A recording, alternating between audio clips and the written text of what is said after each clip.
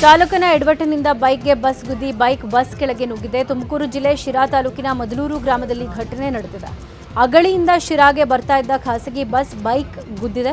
Bus ಗುದ್ದಿದ ರಭಸಕ್ಕೆ bus ಕೆಳಗೆ ನುಗ್ಗಿದೆ. ಬೈಕ್ ಸವಾರನಿಗೆ ಗಂಭೀರ ಗಾಯಗಳಾಗಿದ್ದು ಶಿರಾ ಆಸ್ಪತ್ರೆಗೆ ದಾಖಲಿಸಲಾಗಿದೆ. ಘಟನಾ ಸ್ಥಳಕ್ಕೆ ಶಿರಾ ಗ್ರಾಮಾಂತರ ಪೊಲೀಸರು ಭೇಟಿ ನೀಡಿ ಪರಿಶೀಲಿಸಿದ್ದಾರೆ. ರಾಜ್ಯ ಸರ್ಕಾರಕ್ಕೆ ಒಳ ಮೀಸಲಾತಿ ಬಿಸಿ ತುಪ್ಪವಾಗಿ ಪರಿಣಮಿಸಿದೆ. ಒಳ ಮೀಸಲಾತಿ ವಿರೋಧಿಸಿ ಸಿಎಂ ತವರು ಜಿಲ್ಲೆಯಲ್ಲಿ ಬಲಗೈ ಸಮುದಾಯ ಒಕ್ಕೂಟ ಇವತ್ತು ಬೃಹತ್ ಪ್ರತಿಭಟನೆಗೆ ಸಜ್ಜಾಗಿದೆ. ಮೈಸೂರಿನ ಟೌನ್ ಹಾಲ್ ಮುಂಭಾಗ ಬೃಹತ್ ಪ್ರತಿಭಟನೆಗೆ ಸಿದ್ಧತೆ ಮಾಡಿಕೊಳ್ಳಲಾಗ್ತಾ ಇದೆ. ಪಕ್ಷಾತೀತವಾಗಿ ಪ್ರತಿಭಟನೆಗೆ ಸಹಕಾರ ನೀಡುವಂತೆ ಸಮುದಾಯದ ನಾಯಕರು ಮನವಿ ಮಾಡಿದ್ದಾರೆ. ಮಂಡ್ಯದಲ್ಲಿ ಅಧಿಕಾರಿಗಳು ಗೋಲ್ಮಾಲ್ ಮಾಡಿರುವಂತಹ ಆರೋಪ ಕೇಳಿಬಂದಿದೆ. ಅಧಿಕಾರಿಗಳು ಸಾವಿರಾರು ಎಕರೆ ಜಮೀನು ಗುಳುಂ ಮಾಡಿದ್ದಾರೆ ಅಂತ ಶ್ರೀರಂಗಪಟ್ಟಣದ ಎಂಎಲ್ಎ ರಮೇಶ್ ಬಂಡಿ ಸಿದ್ದೇಗೌಡ ಆರೋಪ ಮಾಡಿದ್ದಾರೆ. ಪಾಂಡವಪುರದ ಉಪವಿಭಾಗ ಅಧಿಕಾರಿ ಶ್ರೀನಿವಾಸ್ ಕೋಟಿ ಬೆಲೆ ಬಾಳುವ ಜಾಗಕ್ಕೆ ಅಕ್ರಮ ಖಾತೆ ತೆಗೆದು ಮಾರಾಟ ಮಾಡಿದ್ದಾರೆ ಅಂತ ಆರೋಪಿಸಿರುವಂತಹ ರಮೇಶ್ ಬಂಡಿ ಸಿದ್ದೇಗೌಡ ಸಿಎಂಗೆ ದೂರು ನೀಡಲು ಮುಂದಾಗಿದ್ದಾರೆ. ಹಾಡಹಗಲೇ ಮರಳು ದಂಧೆಕೋರರು ಕೆರೆ ಮಣ್ಣು ಅಕ್ರಮವಾಗಿ ಲೂಟಿ ಮಾಡ್ತಾ ಇದ್ದಾರೆ. ವೀಕೆಂಡ್ ಬಂದ್ರೆ ಸಾಕು ಪೊಂಬರಹಳ್ಳಿ ಕೆರೆಯಲ್ಲಿ ಜೆಸಿಬಿ ಹಾಗೂ ಟ್ರ್ಯಾಕ್ಟರ್ ಬಳಸಿ ಮಣ್ಣು ಸಾಗಾಣಿಕೆ ಮಾಡಲಾಗ್ತಾ ಇದೆ. ಅಕ್ರಮ ಮಣ್ಣು ಗಣಿಗಾರಿಕೆ ತಡೆಯುವಂತೆ ಪೊಂಬರಹಳ್ಳಿ ಗ್ರಾಮಸ್ಥರು ಗ್ರಾಮ ಪಂಚಾಯತ್ ಅಧಿಕಾರಿಗಳಿಗೆ ಒತ್ತಾಯಿಸಿದ್ದು ಅಧಿಕಾರಿಗಳ ವಿರುದ್ಧ ಕ್ರಮಕ್ಕೆ ಆಗ್ರಹಿಸಿದ್ದಾರೆ. ಚಿಕ್ಕಮಗಳೂರಲ್ಲಿ ಕಾಡಾನೆ ಉಪಟಳ ಮಿತಿ ಮೀರಿದೆ. ತರೀಕೆರೆ ತಾಲೂಕಿನ ಕುಂದೂರು ಗ್ರಾಮದ ಸಮೀಪ ಕಾಡಾನೆ ಹಾವಳಿ ಇಟ್ಟಿದೆ. ಕೃಷಿ ಭೂಮಿಯಲ್ಲಿ ಬೀಡು ಬಿಟ್ಟ ಕಾಡಾನೆ ಜಮೀನನ್ನೆಲ್ಲ ಹಾಳು ಮಾಡಿದೆ. ಬಳಿಕ ಜನರ ಕೂಗಾಟ ಕೇಳಿ ಕಾಡಿನತ್ತ ಓಡಿದೆ. ಕಾಡಾನೆ ಹಾವಳಿ ಹಿನ್ನೆಲೆ ಗ್ರಾಮಸ್ಥರಲ್ಲಿ ಆತಂಕ ಮನೆ ಮಾಡಿದ್ದು ಕಾಡಾನೆ ಸ್ಥಳಾಂತರಕ್ಕೆ ಸ್ಥಳೀಯರು ಒತ್ತಾಯಿಸಿದ್ದಾರೆ.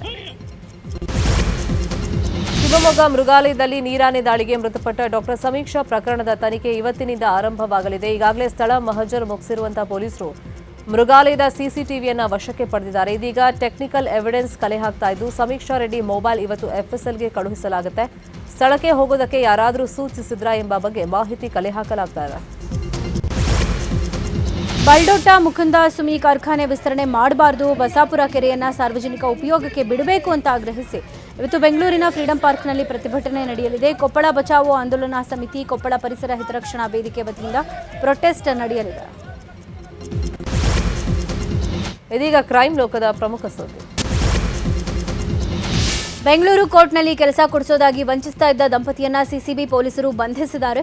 ನಿರುದ್ಯೋಗಿ ಮತ್ತು ಖಾಸಗಿ ಕಂಪನಿಯಲ್ಲಿ ಕೆಲಸ ಮಾಡ್ತಾ ಇದ್ದ ಅಮಾಯಕರನ್ನ ದಂಪತಿ ಜೈಸನ್ ಡಿಸೋಜಾ ಲವೀನಾ ಟಾರ್ಗೆಟ್ ಮಾಡ್ತಾ ಇದ್ರು. ಕೋರ್ಟ್ನಲ್ಲಿ ಡಿ ಗ್ರೂಪ್ ಕೆಲಸ ಕೊಡಿಸೋದಾಗಿ ಒಬ್ಬೊಬ್ಬರಿಂದ 10 ರಿಂದ 25 ಲಕ್ಷದ ತನಕ ಹಣ ವಸೂಲಿ ಮಾಡಿದ್ದಾರೆ. ಹೀಗೆ ಸುಮಾರು 500ಕ್ಕೂ ಹೆಚ್ಚು ಜನರಿಂದ ಹಣ ಪಡೆದಿರೋ ದಂಪತಿ 25 ಕೋಟಿಗೂ ಹೆಚ್ಚು ಹಣ ಪಡೆದು ವಂಚನೆ ಮಾಡಿದ್ದಾರೆ ಅಂತ ಆರೋಪ ಮಾಡಲಾಗಿದೆ. ಸಿಸಿಬಿ ಪೊಲೀಸರಿಂದ ಈಗ ಇಬ್ಬರನ್ನ ಬಂಧಿಸಲಾಗಿದ್ದು ವಿಚಾರಣೆ ಮಾಡ್ತಿದ್ದಾರೆ. ಗಾಂಜಾ ಅಮಲಿನಲ್ಲಿ ಸ್ನೇಹಿತನನ್ನೇ ಬರ್ಬರವಾಗಿ ಹತ್ಯೆಗೈದಿರುವಂತಹ ಘಟನೆ ಹಾಸನ ತಾಲೂಕಿನ ನಿಟ್ಟೂರು ಸಮೀಪದ ಹಂಗರಹಳ್ಳಿ ಗ್ರಾಮದಲ್ಲಿ ನಡೆದಿದೆ.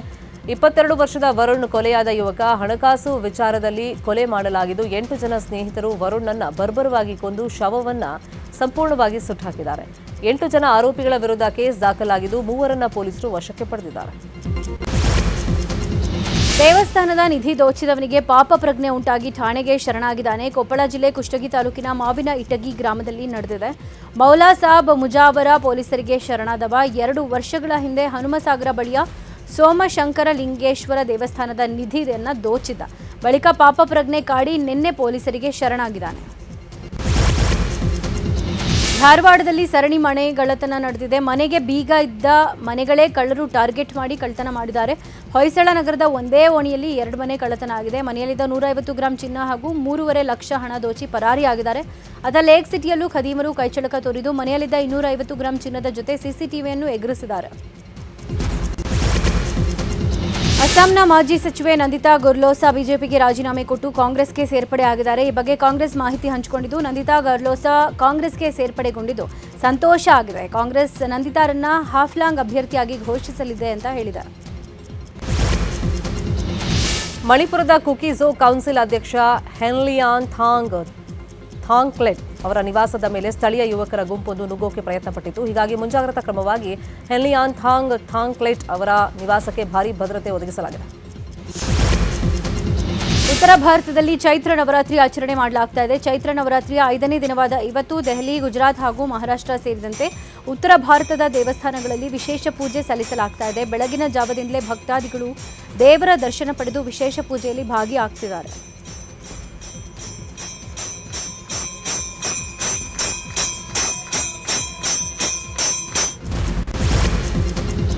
ದೆಹಲಿಯ ಕೆಂಪುಕೋಟೆ ಮೇಲೆ ನಡೆದಂತ ದಾಳಿಗೆ ಸಂಬಂಧಪಟ್ಟಂತೆ ಎನ್ಐಎ ಕಾರ್ಯಾಚರಣೆ ನಡೆಸ್ತಾ ಇದೆ. ಜಮ್ಮು ಕಾಶ್ಮೀರದಲ್ಲಿ ಉದ್ಯಮಿಯೊಬ್ಬರ ಮನೆ ಮೇಲೆ ಎನ್ಐಎ ದಾಳಿಯನ್ನು ಮಾಡಿದೆ.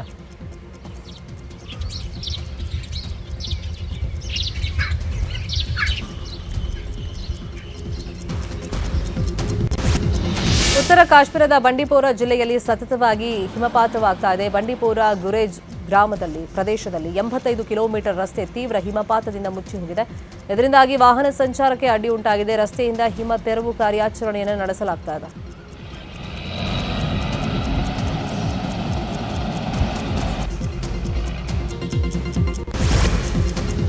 ಜಮ್ಮುವಿನಲ್ಲಿರುವ ಅತಿದೊಡ್ಡ ಟ್ಯುಲಿಪ್ ಉದ್ಯಾನ ಶೀಘ್ರದಲ್ಲೇ ತೆರೆಯಲಿದೆ. ಈ ಬಗ್ಗೆ ಕೃಷಿ ಇಲಾಖೆಯ ನಿರ್ದೇಶಕ ವಿವೇಕ್ ಮೋದಿ ಮಾಹಿತಿ ಕೊಟ್ಟಿದ್ದು, ಉದ್ಯಾನವನ ಇನ್ನು ಕೆಲವೇ ದಿನಗಳಲ್ಲಿ ಓಪನ್ ಆಗುತ್ತೆ. ಆನ್ಲೈನ್ನಲ್ಲಿ ಟಿಕೆಟ್ ಲಭ್ಯ ಇರುತ್ತೆ. ಗಾರ್ಡನ್ನಲ್ಲಿ ಹೂವುಗಳನ್ನು ಬೆಳೆದಿದ್ದು ಪ್ರವಾಸಿಗರಿಂದ ಉತ್ತಮ ಪ್ರತಿಕ್ರಿಯೆ ಸಿಗಬಹುದು ಅಂತ ಹೇಳಿದ್ದಾರೆ. ಲಡಾಖ್ನ ಲೇಹ್ನಲ್ಲಿರುವಂತಹ ಥಿಕ್ಸೆ ಗ್ರಾಮದಲ್ಲಿ ಭಾರೀ ಕಾಡ್ಗಿಚ್ಚು ಉಂಟಾಗಿದೆ. ಗಡಿ ಭದ್ರತಾ ಪಡೆ ಹಾಗೆಯೇ ಸ್ಥಳೀಯರಿಂದ ಬೆಂಕಿ ನಂದಿಸಲಾಗ್ತಾ ಇದೆ.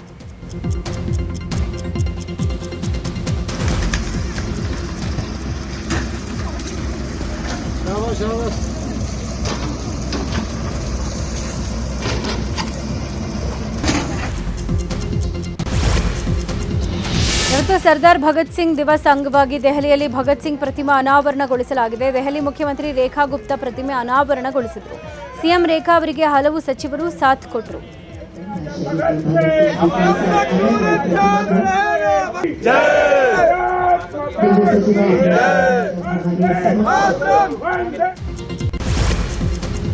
ನ್ಯೂಯಾರ್ಕ್ನ ಲಾ ಗಾರ್ಡಿಯಾ ವಿಮಾನ ನಿಲ್ದಾಣದಲ್ಲಿ ಏರ್ ಕೆನಡಾ ಎಕ್ಸ್ಪ್ರೆಸ್ ವಿಮಾನ ಅಗ್ನಿಶಾಮಕ ವಾಹನಕ್ಕೆ ಡಿಕ್ಕಿ ಹೊಡೆದಿದೆ. ಘಟನೆಯಲ್ಲಿ ಯಾವುದೇ ಪ್ರಾಣಾಪಾಯ ಸಂಭವಿಸಿಲ್ಲ.